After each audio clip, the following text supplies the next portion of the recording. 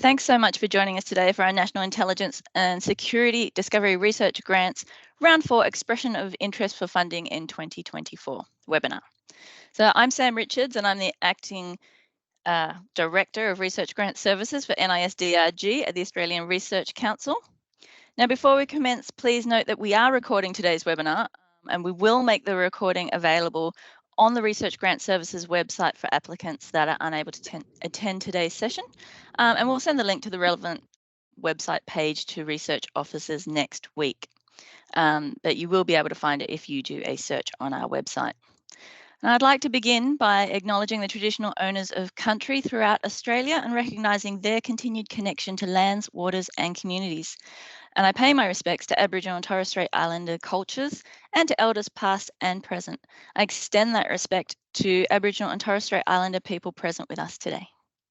So thank you everyone, and just a few housekeeping items to start.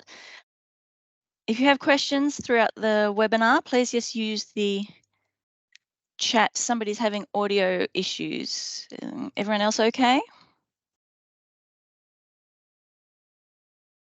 Yep, thumbs up from Robert, okay.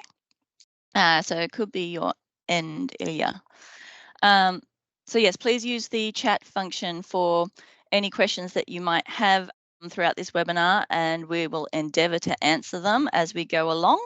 There is a Q&A session at the end, but noting that there are a lot of participants, there may be a lot of questions. If we do not get through your question, please email us at nisdrg@arc.gov.au following the webinar, and we will get back to you. I've just posted that into the chat as well at the top, which should be pinned.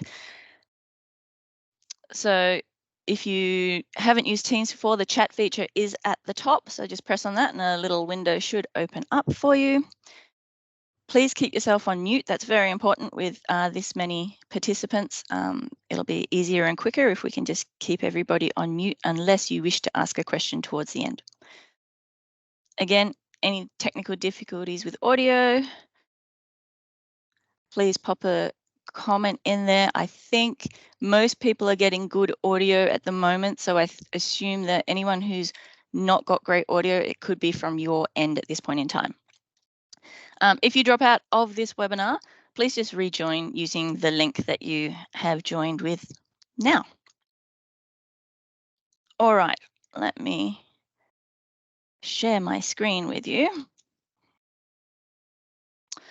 All right, so I'm just going to introduce our key agencies. Of course, I'm from the ARC, and the RGS team is facilitating this webinar today in support of the Office of National Intelligence. And with us today is Dr. Robert Munn. He is from the ARC. He is our Executive Director for NISDRG. He's on screen. Dr. Martin Callanan from ONI, Director of Research and Development. Danielle Cassidy, Assistant Director of Research and Development, Innovation Science and Research Branch. Morgan is also part of their team, but I don't believe she's on screen today. There's also members of my team in the background here, ensuring that everything runs smoothly, so they'll be helping with any technical difficulties that come along. Now, on our agenda today, we're going to cover quite a few topics, all to do with the expression of interest. So we've got the objectives and outcomes of the NISDRG program, the role of the ARC, specifically the Research Grant Services team, and the role of the ONI. The grant funding that is available in this program will cover the National Intelligence Challenges, the Technological Readiness Level, or TRL, as you'll hear it referred to, eligibility as the personnel will need to abide by, how to apply for the EOI, and then the assessment process for round 4, and then Robert will quickly touch on common questions. So now I'm just going to hand over to Robert. He will give you a brief overview of the NISDRG program. Thank you, Robert. The National Intelligence and Security Discovery Research Grants, or NISDRG program, supports excellent research that deepens our understanding of emerging science and technology and specifically addresses intelligence and national security interests. As noted on the slide, it aims to facilitate innovation and develop national security and intelligence capacity. The grant program enables Australia's national intelligence communities to systematically engage with Australia's research and technology community. The NISDRG program provides support to research that aligns with their priority research areas that have been developed under the broad national security, science and technology priorities. Priority research areas are outlined in the intelligence challenges themselves. Yeah, and one of the key things to highlight here is that, Martin, perhaps you want to expand a little bit on how those were developed? Thanks, Robert. We, a couple of years ago, liaised with all 10 agencies in the NIC to determine 8 general challenges. These were published, as Robert said, as part of the national S&T priorities. We've described them as best we can. There are over 6 pages in the priorities document. You'll see the 8 challenges broken up into the broad descriptions plus several examples of ways to tackle them. It's the best we could do. Before that, we had little instruction out there about our interests. The challenges are broad. Most of your ideas, I expect, would fit within them. It's important that they be addressed specifically, however. I'd also suggest that you have a look at the 2017 Independent Intelligence Review, which explained the technological barriers and challenges that we've got as a community in general, to get a better insight into our situation and priorities. Thanks, Martin. And the key thing to remember is that the focus is on unclassified work. It's not classified at this point in time.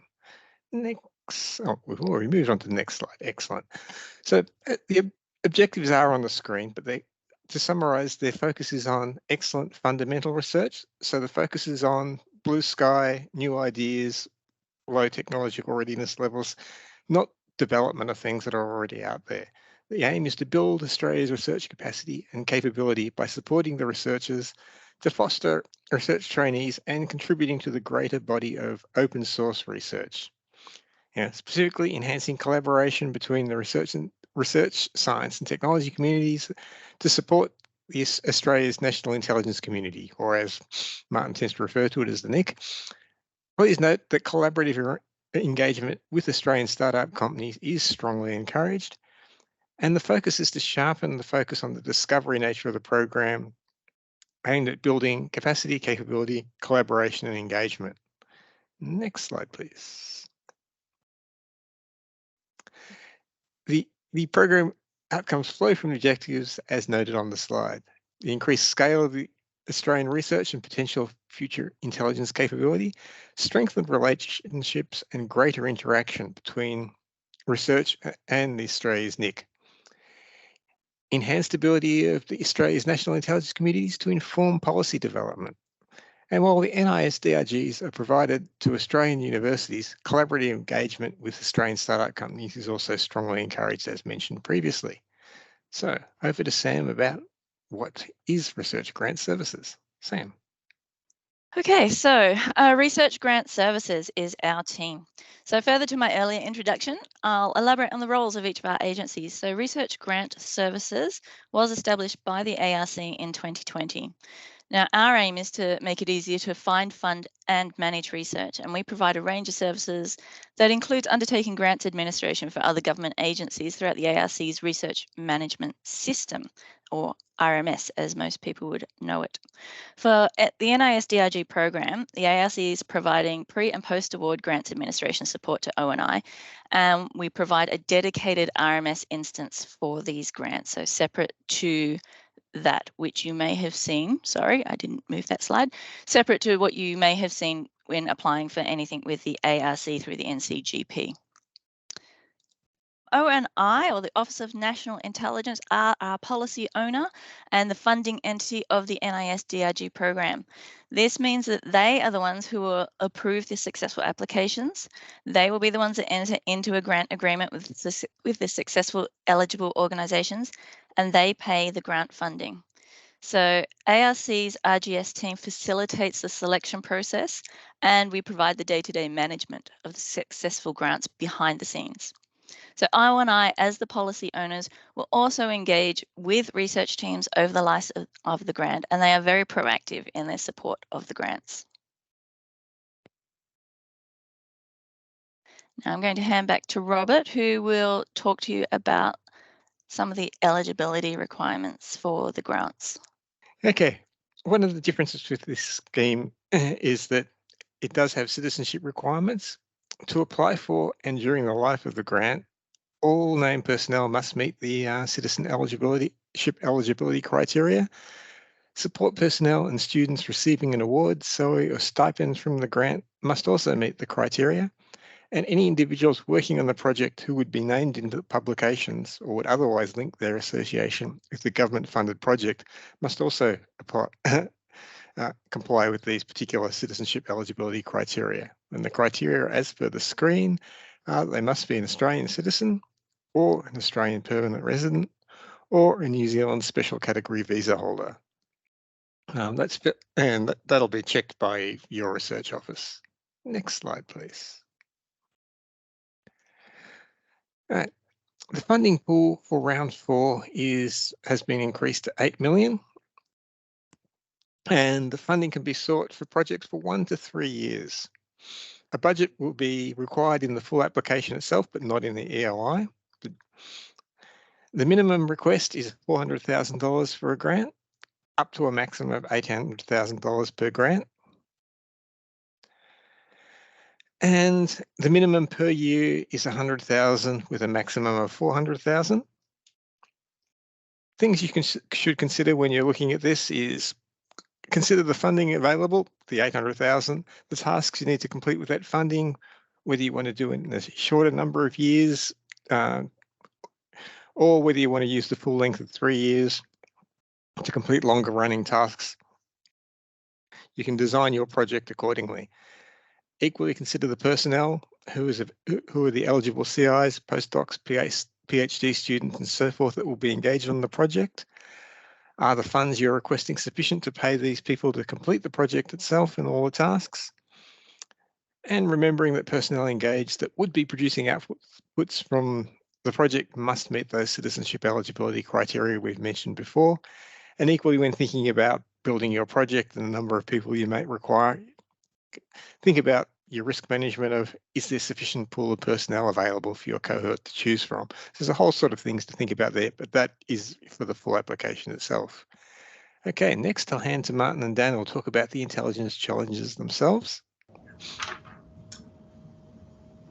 Thanks, Robert. As I mentioned before, we worked with the 10 agencies to pull together these challenges a few years ago. You'll read about them when you go to the document.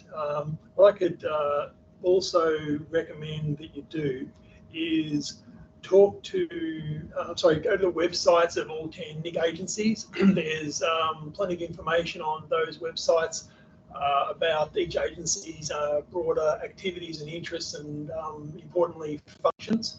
I'd also suggest going to the websites of our Five Eyes partner agencies, particularly in the US and the UK. Their websites have got some additional information. They've essentially been running research activities for much longer than we have at this discovery unclassified level. As Robert also mentioned, engagement with industry is encouraged. We had one incident or one occasion in the last round where a grant issued to Monash University was connected to a startup that had emerged from Monash the year before. So one of the CIs in the discovery grant is the Chief Technology Officer at that startup. The level of the research is necessarily discovery, but if there's an industry connection, then that's good to see. The only other point I can make about the challenges is that we have not traditionally received many applications on the covert collection topic and the identity management topic. If your interest is in those areas, that's also particularly encouraged. As previously outlined, our function in the expression of interest stage is to select for fit. The ARC then assess full applications for excellence. So we don't consider anything about academic merit in our this EOI stage. We just look for best fit according to our challenges. So a special shout out for the covert collection and the identity management challenge. That's probably about it, Robert. Thanks, Martin. Yeah, covert collection was one of the least observed ones in the previous rounds, I think. So, onto the technological readiness levels.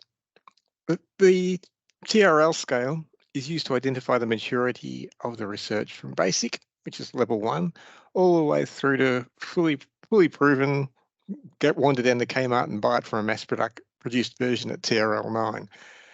It can be used really to describe anything. The scale and definitions are available on the Defence website.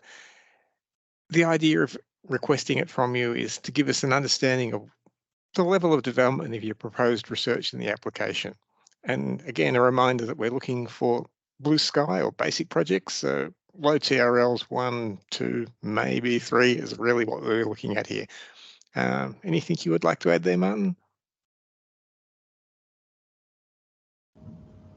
I think you've covered it. Robert. We're interested in where you think you'll start and where you might end. So this isn't an assessable aspect. It's just give us an indication of where you think this research is.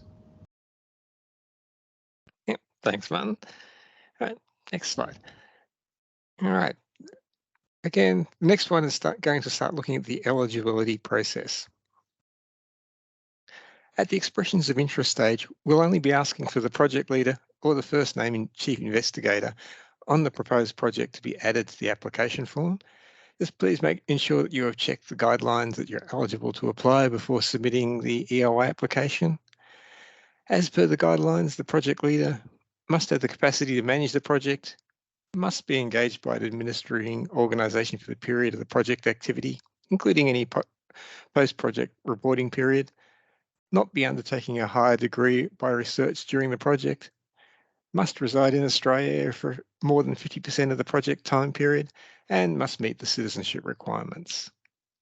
Next slide, please. The research officers will need to certify that the researchers are eligible to apply at both the EOI and the full application stage. All eligibility questions will be contained in the full application form. If you're successful in the EOI and are invited to complete a full application, there'll be validations within the full application form to assist with those eligibility requirements. Don't put in an EOI if you can't meet the eligibility requirements in the guidelines themselves. Some notes about organisations that are going to be named on an application.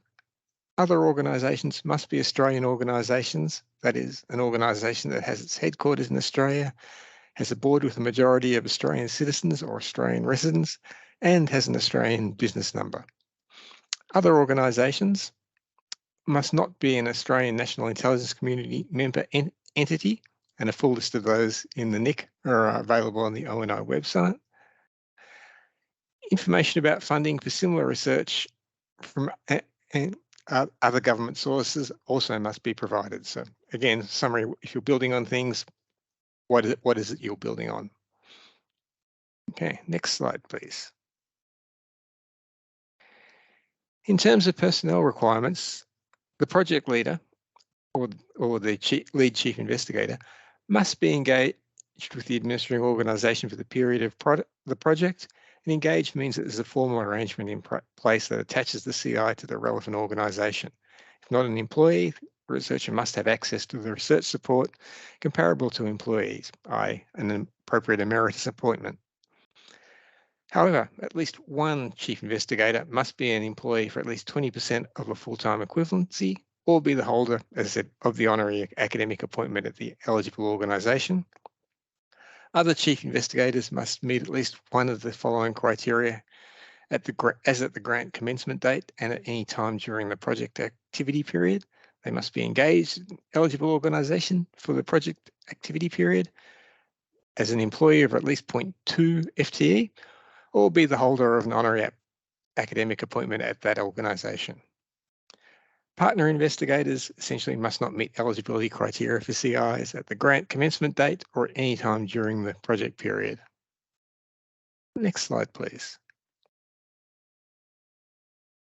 This is a slide that will obviously bring the most interest, which focuses on those who can actually draw a salary from the grant itself. Firstly, they have to meet the citizenship eligibility criteria. They can be a CI, but they have to have less than 10 years since the award of their earliest PhD, allowing for the normal career interruptions if they're using the fellowship requirement. Postgraduate researchers can have a salary plus a potential scholarship top up, and other personnel. Those who cannot draw the salary are those who don't meet the citizenship eligibility criteria, CIs with more than 10 years of experience since their award of a PhD, and partner investigators. I suspect we'll get a few emails on that, but there is on questions, there's a fair amount of detail in the FAQs on this one. So on to the awards and fellowships. The fellowship award has been designed to provide additional salary support to early and mid-career researchers, and as shown in the previous slide, is available to CIs with less than 10 years experience since the award of their earliest PhD, remembering, of course, to allow for career interruptions. Only one fellowship can be requested per grant. The NISDRG fellowship can be requested in addition to other personnel salary from eligible universities. The scholarship award is designed to provide additional salary support to postgraduate students and is available to HDR and postgraduate personnel. The NISDRG scholarship can be requested in addition to other personnel and salary requests within the application and from eligible universities. The awards are included in the total funding available. Okay, next slide, please. Okay, in applying for these ones, it's important to just look at the dates on the actual RGS website to make sure you meet the program requirements. The key important dates are it officially opened for the EOIs on the 28th of August 2023, and it will close at 5 p.m. on the 25th of September. All relevant documents can be found on Grant Connect, and a link to the ONI RMS portal can also be found on the RGS website, noting it's different from the ARC portal. If you have any issues with RMS, please contact ARC RMS on the usual contact points, phone 02 6287 6789, or its email rmssupport@arc.gov.au. To create a draft expression of interest, there's a specific section in RMS that you may not have seen before. It's called Applicant Expression of Interest. From the drop-down selection, create draft expression of interest, all scheme rounds, and then select the NISDRG expression of interest. Then click Create Draft Expression of Interest. Complete the form parts, and once happy with your application, submit to your research office for review, who will then submit the application to ONI, as shown on the screen there. Next slide, please. Now, the actual process. In 2022, the NISDRG introduced the Expressions of Interest process. ONI are keen to reduce the effort for those applicants that are not sure if their project is in scope for the program, and also for assessors who do not have expertise in the intelligence challenges. So the Expressions of Interest process is designed to enable applicants to provide a short summary of the proposed project, how it aligns to the relevant challenges, and what the technological readiness level represents for the current stage of the project maturity. In the EOI, we want to know what your project's about, and you have one page to provide detail about how the proposed project will significantly advance the science and technology area pertaining to the challenges selected. ONI are seeking research with game-changing potential.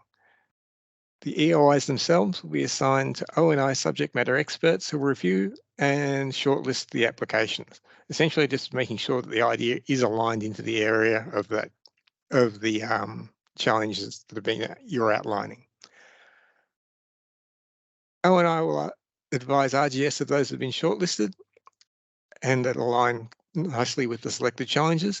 RGS will advise the University Research Office of the outcome of the EOIs, and those that have been successful will be invited to submit a full application within RMS. Sam.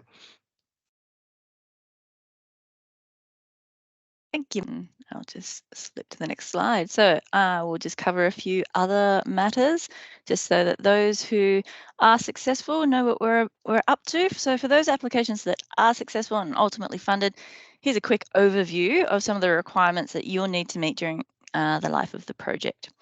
So named participants will be required to attend a security briefing prior to commencing the project.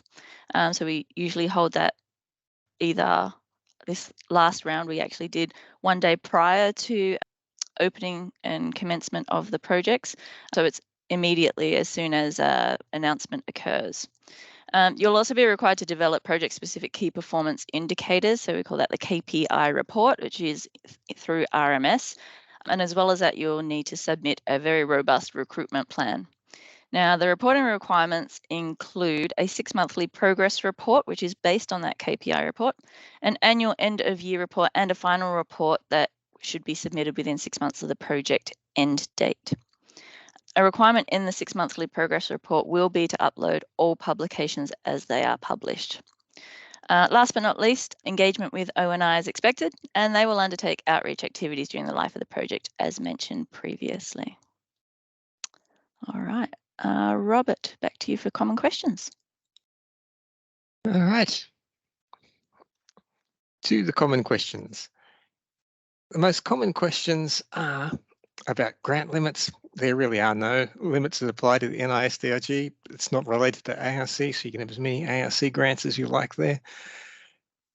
There is no national interest test, and the medical policy does not apply because it is, again, not ARC.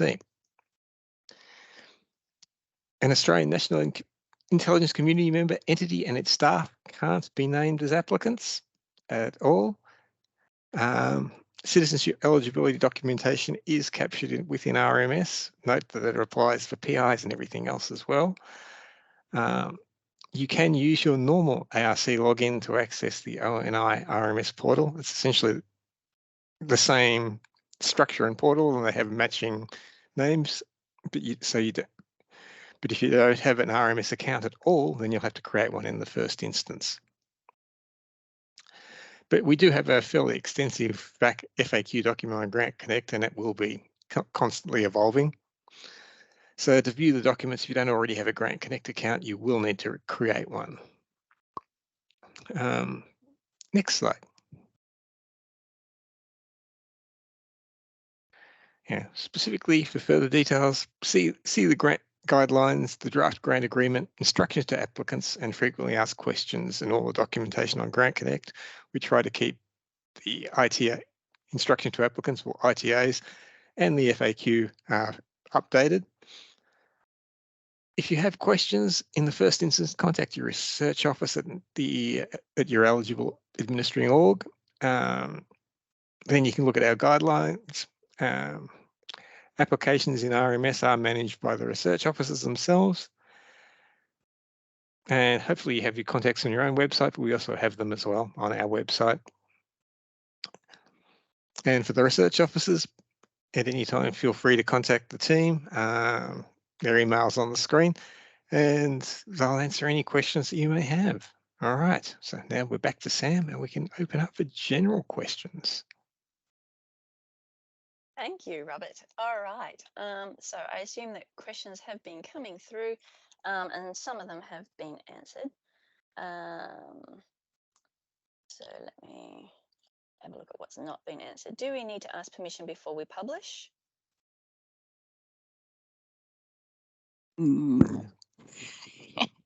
Robert, go ahead.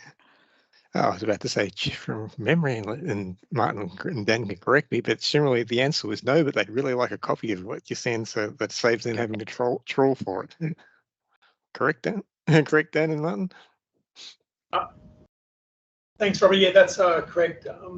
It's just like a regular discovery grant. You do you, but the moment it is actually published, we'd like a note that that's actually happened. We don't have use for preprints, but once it's actually published and we can depend upon it, we'd love to see it. Okay, we have American academic collaborators. Are they eligible to be PIs?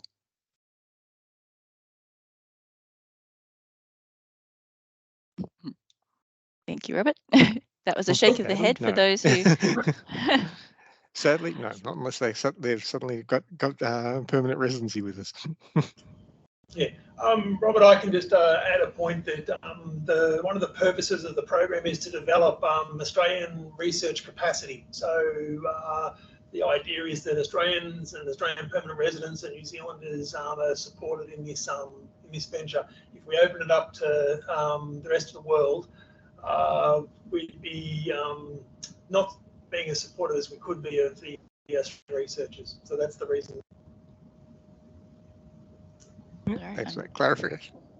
I'm just quickly skimming through, just checking if anyone hasn't been answered. Are we expected to have references in the EOI?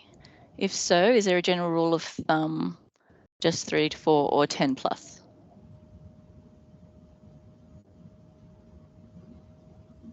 Martin, what would your team like to see there? But realistically, I think it's just. Yeah, no is the answer. If you believe that there's a critical reference or two that must be cited to make your point, sure. We don't say you must not, but you've only got a page. I'd stick to your idea, and if we think the idea fits the priority, then we would like to see the full application, which will be complete with pages of references. So. Yeah, I think the key thing to think about when you're drafting your EOI is the purpose of the EOI is to identify the fit of the idea to the challenge, not the quality of the idea or its or your expertise at this point in time. Yep. All right, next question. What about people with dual citizenships? Are they eligible? If one of those citizenships is Australian, yes. Or Kiwi. Or Kiwi, sorry, yes. Or Kiwi, yep. Must all of the lead CIs have employment contracts covering the entire duration of the program when applying?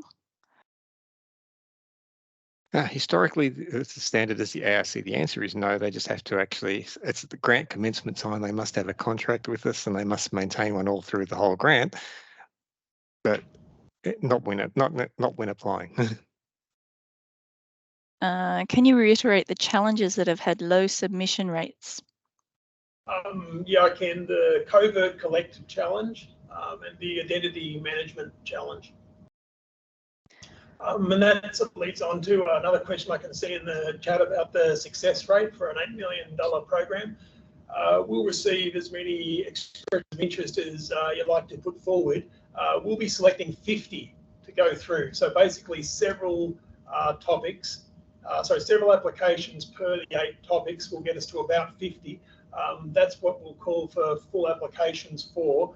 We've got funding for 10. So if you get through to full application stage, that's a 20% success rate.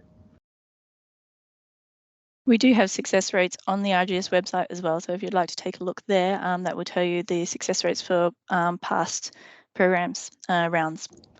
Now, would an international collaborator for input on the project be detrimental to an application or impact the eligibility?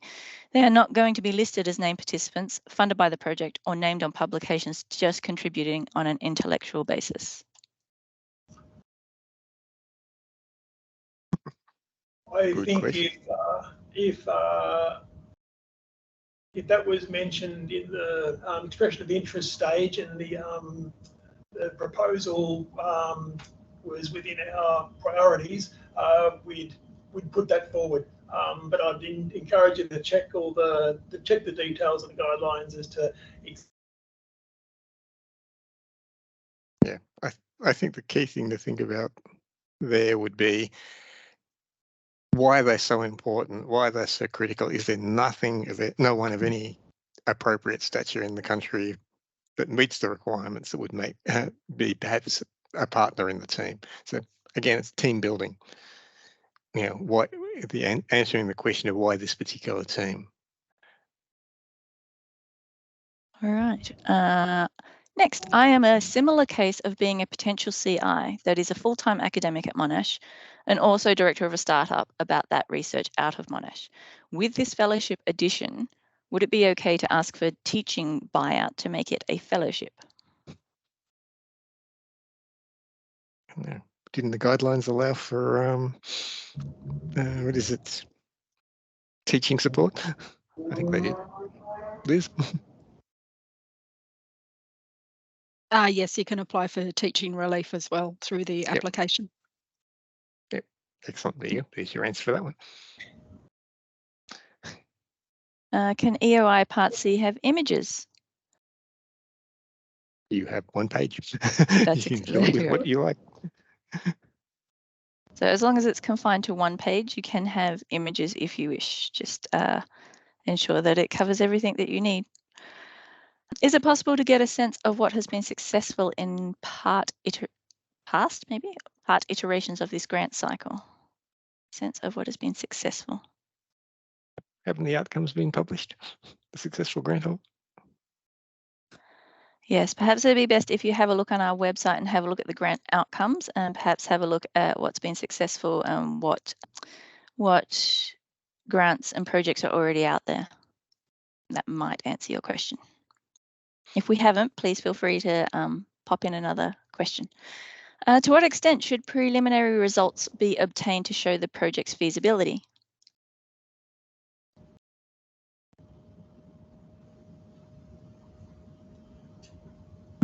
Well, short answer to that one is in the actual application, yes, that would be useful.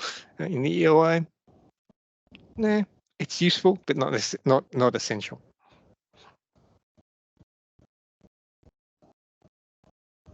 All right, somebody has, concerning the eligibility, as mentioned, at least one CI must be a holder of honorary academic appointment at an eligible organisation. In the NISDRG ICAS information sheet, I see that applicants who fulfill the eligibility criteria to become a project leader or chief investigator according to the NISDRG grant guidelines will be eligible to access ICAS, where they also meet the following criteria. They are EMCR and are related to at least one of minor groups.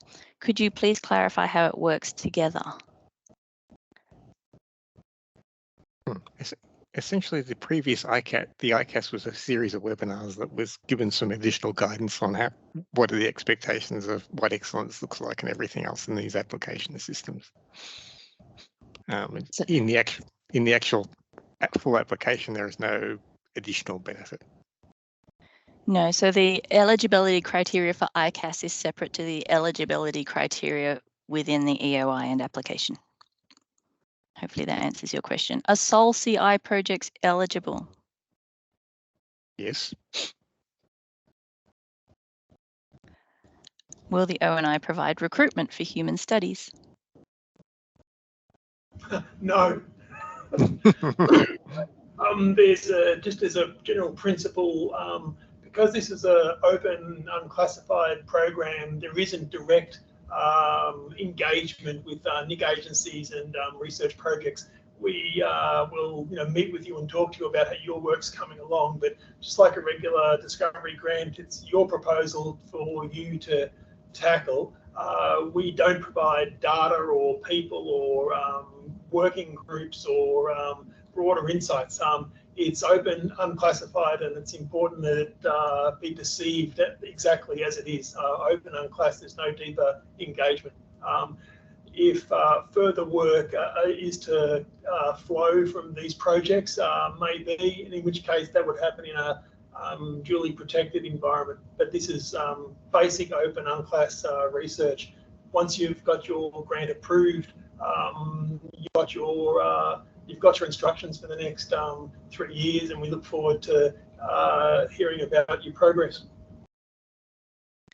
Thanks, Martin. Alexander, I think we've answered your question about the fraction of EOIs that we expect to go to full proposal. So again, just check our website if you'd like to have a look at previous success rates, and it will of course depend on how many EOIs we receive as to what the percentage will end up at, but 50 will be shortlisted. Ivan, I believe we've answered yours as well about the sole CI projects and whether they are eligible. Next is we have industry partners. How can they be included in the application, and do they need to provide supporting letters? And is there a supporting letter section in the application form? Good question. Essentially, they can be included as PIs, and I would probably put them a small amount in the full application itself as why they're there, what they're providing, what benefit do they add to the program or the project that you're proposing. Again, it goes back to the standard grantsmanship of why you, why this, why why this, why now. Next one is it allowed to submit 2 EOIs for 2 sub-challenges for 1 main challenge? For instance, 1 EOI for addressing satellite communication and 1 for space situation awareness. Both sit in the space challenge. Yeah, it's been done before. Somebody's questioning a dual New Zealand national eligible. Perhaps they're asking if they have dual citizenship and one of those is New Zealand. But I'm guessing it's New Zealand and say something else non-Australian as their dual citizenship, and as long as they're a special visa, still got the special visa holder within Australia, then yes, they'd be eligible. Great. Is the assessment/selection process exactly the same as ARC DPs? The full assessment process. Okay, the full assessment process is similar. You'll get two or more detailed assessors. You'll get a chance to do a rejoinder on their comments, and then it will go to a selection advisory committee. Of course, the ARC DPs don't have an expression of interest just yet, so that is a difference. Yes, we'll run a separate webinar about that process after the EOI section. Will the reviewers and assessors of grant proposals consider any particular factors relevant to female candidates who have taken career breaks? Yes, I think we did mention all that during the well, the assessors won't actually take into consideration. They'll take into consideration any career breaks, definitely, and that's part of the eligibility criteria. And also in the full assessment, they'll do the normal. They will consider the normal. It's achievement relative to opportunity. So therefore, career breaks, all those sorts of things will all be considered. I see one on preprints there. Yes, you can reference preprints if you wish. If they add to what you've been doing, that's useful.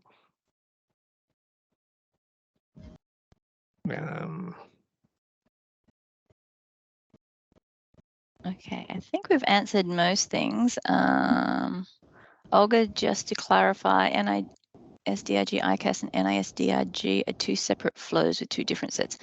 So ICAS was just an initiative, a pre-NISDRG program that was run.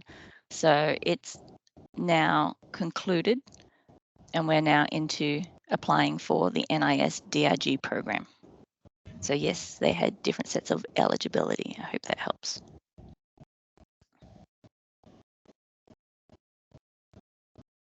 Robert, there's another one asking about certain paper citations that are allowed. Yeah, you can allow it. Yep. And I think, what else is the last one? Fellowship one. Yep. For the NISDRG fellowship for an ECRCI, is that $80,000 salary total across the 3 years, or $80,000 a year that can be drawn? Liz is our expert on the grant guidelines there. It's for the grant, so it's 80,000 over the period of the grant. Thank you. And it is included in the full grant funds.